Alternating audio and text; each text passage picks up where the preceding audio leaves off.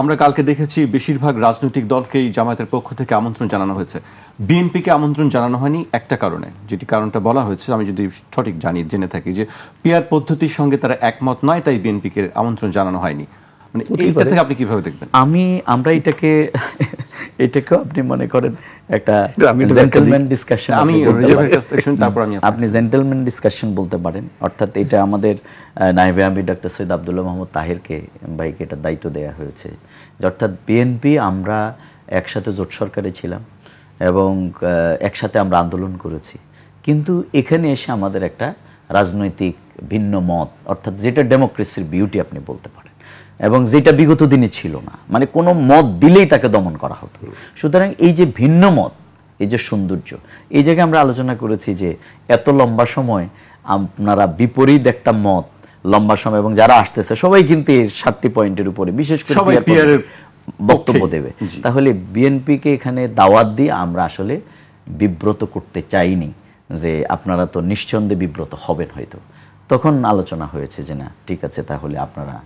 programme করেন এটা, এবং আমরা জনাব তারেক রহমান সাহেব পর্যন্তই আমাদের এই বক্তব্যটা আমরা পৌঁছিয়েছি, যে আমরা একসাথে ছিলাম, আমরা একসাথে, আমাদের ভিন্ন মত আছে, কিন্তু ফ্যাসিবাদ ইস্যুতে, রাষ্ট্র গঠনে আমরা প্রত্যেকে আমাদের মত দেব, কিন্তু ফাইনাল আমরা প্রত্যেকেই পুনর্গঠন, পুনর্নির্মাণ,